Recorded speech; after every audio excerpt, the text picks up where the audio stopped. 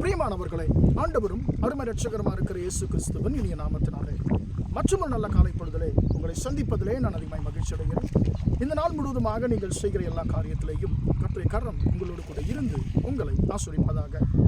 1 பேதுரு 5ஆம் அதிகாரம் 6ஆம் வசனம் இப்படியாக சொல்லுகிறது, அவர் உங்களை விசாரிக்கிறவரானபடியால் உங்கள் கவலைகளை எல்லாம் அவர் மேல் வைத்து விடுங்கள் என்று சொல்லி. இதனுடைய அர்த்தம் என்ன என்று சொல்லி நான் பார்க்கும்பொழுது, ஆண்டவராகிய இயேசு கிறிஸ்து உங்களை குறித்தும் என்னை குறித்தும் அவர் அக்கறையுள்ளவராய் இருக்கிறார். அவர் கவலை கொள்ளுகிறவராய் இருக்கிறார் நம்மை குறித்து. எனவே நம்முடைய கவலைகளை நாம் யாரிடத்தில் கொடுக்க வேண்டும் என்று சொன்னால், நம்மை குறித்து கவலைப்படுகிற இயேசுவிடத்தில் நம்முடைய கவலைகளை எல்லாம் நாம் வைத்து விட வேண்டும் என்று சொல்லி பேதுரு ஒரு அறிவுரையை சொல்லுகிறார்.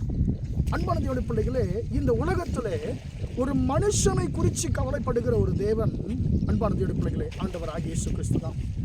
அதாவது தமிழ் பைபிளில் சொல்லப்பட்டிருக்கிறது, அவர் உங்களை விசாரிக்கிறவரானபடியால் என்று சொல்லி. ஆனால் இன்னொரு மொழிபெயர்ப்பிலே இப்படியே எழுதப்பட்டிருக்கிறது, அவர் உங்களை குறித்து கவலைப்படுகிறபடினாலே உங்கள் கவலைகள் எல்லாம் அவர் மேல் வைத்து விடுங்கள் என்று சொல்லி. அன்பான தேவனுடைய பிள்ளைகளே, உதாரணமாக ஒரு தாயை நாம் பார்க்கும் பொழுது, ஒரு தாய் தான் தன்னுடைய பிள்ளை குறித்து கவலைப்படுவாங்க. அதாவது, ஐயோ, என்னுடைய மகன் தூர பயணம் போயிருக்கிறான், என் மகன் சாப்பிட்டாரா இல்லையா தெரியலையே, என் பிள்ளை சாப்பிட்டுச்சா இல்லையா தெரியலையே, என் பிள்ளை நன்றாக இருக்கா இல்லையா தெரியலையே என்று சொல்லி தன்னை குறித்து கவலைப்படுவதை விட தன் பிள்ளை குறித்து ஒரு தாய் கவலைப்படும். அன்பார்ந்த பிள்ளைகளே, அதுபோல தான் ஆண்டவராகிய இயேசு கிறிஸ்து அவர் தாயுள்ளம் படைத்தவர். அவர் சொல்லுங்க, அவர் உங்களை குறித்து என்னை குறித்து அவர் கவலைப்படுகிற தேவனாக இருக்கிறார். அவர் நம்மை ஒவ்வொரு நாளும் விசாரிப்பார். மகனே, மகளே, உனக்கு என்ன வேண்டும், உனக்கு என்ன தேவை என்று சொல்லி நம்மை கேட்கிற தேவன். யோவான் 5ஆம் அதிகாரத்திலே நாம் ஒரு மனுஷனை பார்க்க முடியும். பெத்தஸ்தா குளத்தண்டையிலே 38 வருஷமாய் வியாதியாய் ஒருவன் இருக்கிறான். அவனை யாருமே விசாரிக்கல. ஆனால் ஆண்டவராகிய இயேசு கிறிஸ்து அவனை பார்த்து அவன் சூழ்நிலையை அறிந்து கொண்டு அவனை பார்த்து அவனை விசாரிக்கிறார். சொஸ்தமாக விரும்புகிறாயா என்று சொல்லி கேட்கிறார். அவனை சொஸ்தப்படுத்துகிறார். அன்பான தேவனுடைய பிள்ளைகளே, அதே போல இன்றைக்கு கர்த்தர் உங்களை விசாரிக்கிற தேவன்.